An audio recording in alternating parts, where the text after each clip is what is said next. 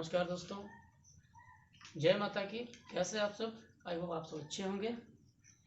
तो VS innovative GS centre में आपका स्वागत है। और आज का हमारा जो टॉपिक है वो है ज्योग्राफी। ज्योग्राफी से जो टॉपिक लिया गया है उसका नाम है भूकंप। भूकंप है क्या? मेनली अगर देखा जाए तो भूकंप दो शब्दों से मिलकर बना है, भू प्लस कंप। भू में से पृथ्वी और कंप में से कांपना। पृथ्वी का कांपना, ठीक है ना, पृथ्वी का कांपना। जब कभी भी पृथ्वी आंतरिक या बाह्य कारणों से कांपने लगती है, कंपन होने लगता है, तो हम कहते हैं भूकंप आ गया है। ठीक है। Whenever the earth became vibrate internal or external force, then we called earthquake came। तो ये चीजें समझ में आई हैं।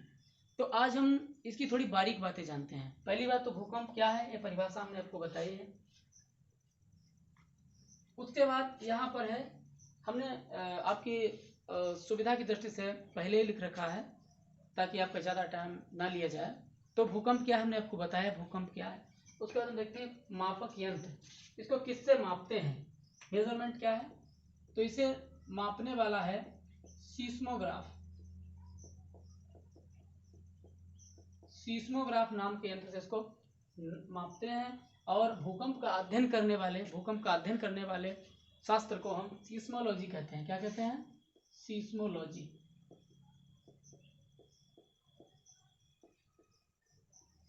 सीस्मोलॉजी। तो अब भूकंप आता कहां पर है, तो अब हम बनाते हैं, ये जो है ये है, मान लीजिए हमारी पृथ्वी है और भूकंप आया यहाँ पर, इसको कहते हैं भूकंप का मूल केंद्र। यानी यहाँ पर बहिर्जात या आंतरिक बलों के कारण भूकंप बना, इसको हम कहते हैं फोकस, इंग्लिश में कहते हैं फोकस।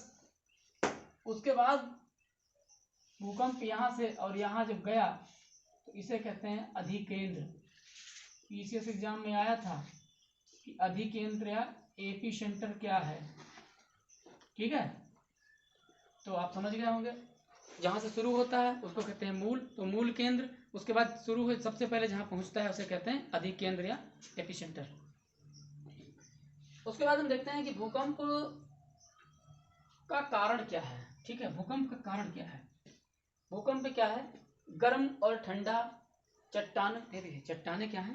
चट्टाने गर्म होती हैं, ठंडी होती हैं, गर्म होती हैं, ठंडी होती हैं। उससे क्या होता है, उसके गर्म होने से उसका जो प्रसार होता है, सिकुड़न होती है, प्रसार होता है। क्योंकि एक भूगर्भ शास्त्री है, उनका नाम है रीड महोदय ने कहा है कि जो हमारी चट्टाने हैं ना, वो रबर की तरह सिकुड़ती और फैलती रहती हैं।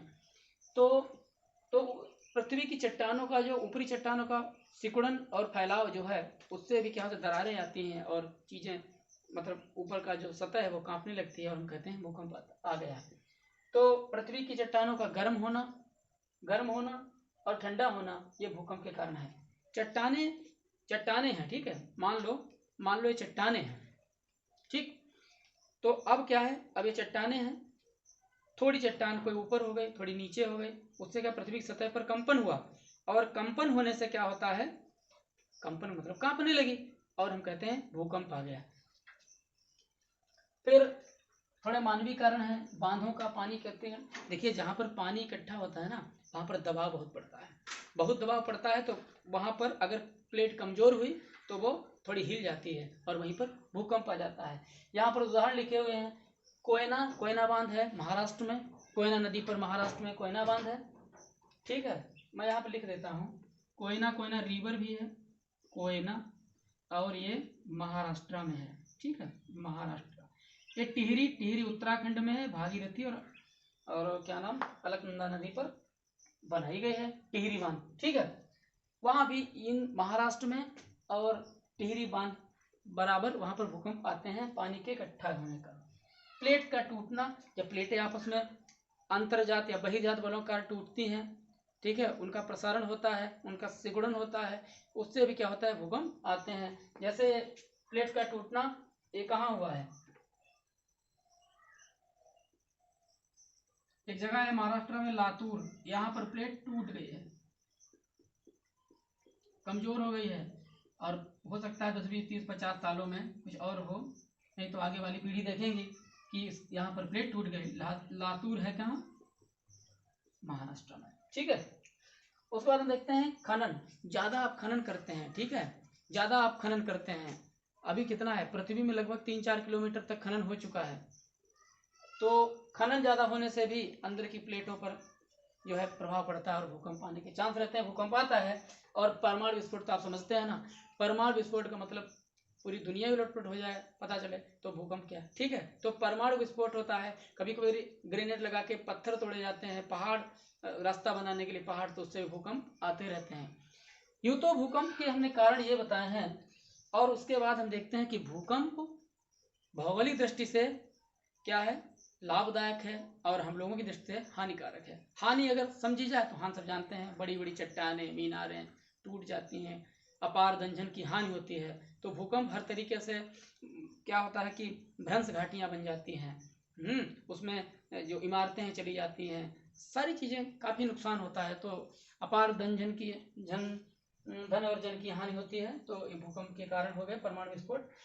और अब आते हैं, हम देखते हैं पहले तो ये हमने जो डायग्राम बना रखा है, इसे कहते हैं रिंग ऑफ फायर, यानी अग्नि वलय। ये वो एरिया है जहां पर ज्वालामुखी बहुत ज्यादा है, और ज्वालामुखी की वजह से अगले टॉपिक में जब हम ज्वालामुखी पर बात करेंगे तो हम बताएंगे कि ज्वालामुखी क्या है। और यहाँ ये जो प्रशांत महासागर का एरिया है, पैसिफिक प्लेट लिख रखा है, पैसिफिक ओशन प्लेट है, इस क्षेत्र में भूकंप बहुत आते हैं।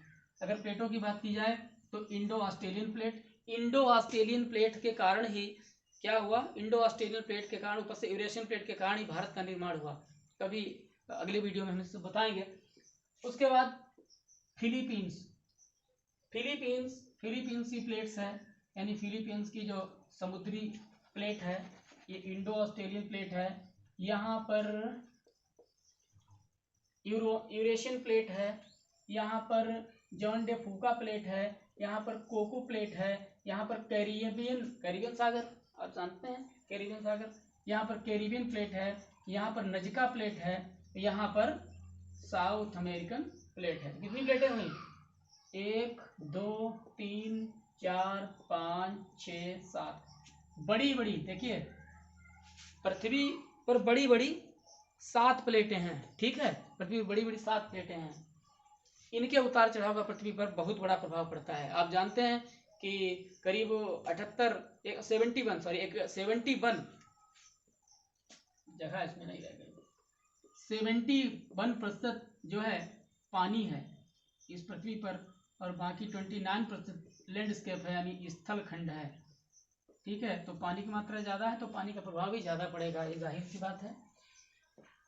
तो आइए फिर भूकंप हम देखते हैं कहाँ कहाँ भूकंप आते हैं। परिप्रशांत कटिबंध में 65%, संसार के 65%, यानी 2/3 भाग पर, जो 2/3 संसार के 2/3 भूकंप आते हैं। कारण क्या है, बलित पर्वत क्या है। अगर हम बलित पर्वत की बात करें, चलिए आप देखते हैं बलित पर्वत क्या है। मान लीजिए ये चट्टान है, ठीक है, इस पर इधर से भी बल पड़ रहा है, इधर से भी बल पड़ रहा है। बल का मतलब होता है फोल्ड, मोड़ देना। ठीक है, जिस पर बल पड़ेगा तो ये चट्टान इस तरीके की हो जाएगी। ठीक है, इस तरीके से हो जाएगी। ठीक, और फिर और बल जब पड़ेगा, अंतर्जात बहिर्जात जो भी बल है, अंतर्जात बल जो है, उसके बाद फिर ये इस तरीके से हो जाएगा। ठीक है, तो इस प्रकार से बनी रचना को हम कहते हैं फोल्डेड माउंटेन या बलित पर्वत। ठीक है, आई होप चीज समझ में आई होगी, बलित पर्वत। तो बलित पर्वत प्लेट्स का अपसरण क्या होता है, पीछे हटना, अवसरण अभिसरण, आगे बढ़ना, पीछे हटना। और सक्रिय ज्वालामुखी विस्फोट होता है ना, तो पृथ्वी एकदम दहल जाती है और भूकंप आने के बहुत चांस होते हैं, ज्यादातर चांस जो है भूकंप इसीलिए आते हैं। तो बलित पर्वत हो गया, सक्रिय ज्वालामुखी। दूसरा कारण है ये परिप्रशांत महासागर है, क्योंकि रिंग ऑफ फायर, प्रशांत महासागर सबसे बड़ा महासागर है, और इसके किनारे पर ठीक है, सर्वाधिक ज्वालामुखी है और इसीलिए उसको रिंग ऑफ फायर कहते हैं, और वहीं पर ज्यादा भूकंप आते हैं। उसके बाद मध्य महाद्वीपीय कटिबंध, इसे भूमध्य सागरीय या अल्पाइन हिमालय कटिबंध भी कहते हैं। यहाँ पर संसार के 21% भूकंप आते हैं। यह विषुवत रेखा के समानांतर है। विषुवत रेखा क्या है?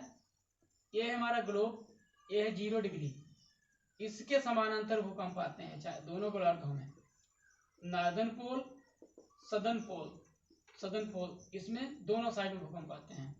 ठीक है, विषुवत रेखा से 876 किलोमीटर हमारे जो भारत की जो दक्षिणतम पॉइंट है, जिसको इंदिरा पॉइंट कहते हैं या पिग्मेलियन पॉइंट भी कहते हैं, तो वहां भी भूकंप आते हैं। वहां पे एक ही सक्रिय ज्वालामुखी जिसका नाम नारकुंडम है, बैरन द्वीप पर पड़ता है। तो ये सब बातें आपको हम ज्वालामुखी चैप्टर में समझाएंगे। उसके बाद देखते हैं हिमालय पर्वत। हिमालय आल्पस अफ्रीका की भ्रंश घाटी के सहारे, अफ्रीका की भ्रंश घाटी अगर बात की जाए तो पृथ्वी का आधा, करीब आधे से थोड़ा कम, इतनी बड़ी है। अफ्रीका एक महाद्वीप, जब हम महाद्वीप का कहिए कि वर्गीकरण करेंगे, महाद्वीप को हम बताएंगे पूरी तरीके से, तो हम बताएंगे कि युगांडा, केनिया, ठीक है, विक्टोरिया झील के पास सीधी दरार चली गई है और निकल गई अलेक्जेंड्रिया। आप समझते हैं ना, जो सुएज नहर है उसके बीच में अलेक्जेंड्रिया बंदरगाह है मिस्र का, और वहां जाके भूमध्य सागर में गिर जाती है। तो उसके बाद हम देखते हैं हिमालय पर्वत मध्य महासागरीय कटिबंध में आता है। हिमालय पर्वत, आल्पस पर्वत अफ्रीका की भ्रंश घाटी के सहारे, इटली एक देश है, चाइना, चीन, मध्य एशिया और बाल्कन प्रायद्वीप भारत का भूकंप प्रभावित क्षेत्र भी है। मध्य महासागरीय कटिबंध मध्य सागरीय कटक के पास अटलांटिक प्लस इंडियन ओशन, यानी अटलांटिक महासागर और हिंद महासागर के पास अवसादी प्लेट के सीमांत क्षेत्र में भूकंप आते हैं। भूमध्य रेखा के आसपास सर्वाधिक भूकंप आते हैं।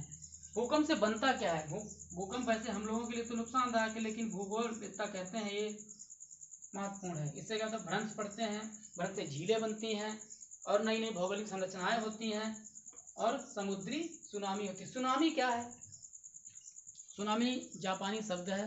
सु का मतलब होता है बंदरगाह, नामी का मतलब बड़ी बड़ी ऊंची ऊंची तरंगें। तो सुनामी आती है 2004 में जब भूकंप आया था, जब 2004 में भूकंप आया था, पानी का समुद्र का पानी एकदम नीचे चला गया। तो वहाँ आसपास के लोग आए, समुद्र में नीचे जाने लगे, तो समुद्र किलोमीटरों नीचे चला गया, जाने लगे, और उनको वो चीज़ें दिखाई दी जो उन्होंने जीवन में पहले कभी नहीं देखी थी। उनको ये नहीं पता था कि जो पानी पीछे जा रहा है वो आगे भी आएगा, और पानी गया और तुरंत वापस आया। उसमें क्या हुआ, 2004 में बहुत नुकसान हुआ। ठीक है, सुनामी आ गई थी। लेकिन अभी जब 2000 करीब सैटेलाइट हमने डेवलप कर लिए थे, तो सैटेलाइट यानी उपग्रह की मदद से बहुत सारी चीज़ें बचाई गई और अपार जन धन की हानि होने से काफ़ी बच गए। तो आई होप चीज़ समझ में आई होगी। और आज का जो भूकंप टॉपिक है वो इतना ही है। तो आई होप चीज़ें समझ में आई होंगी। अगर कुछ रहा होगा तो एक और वीडियो बनाएंगे। नमस्कार।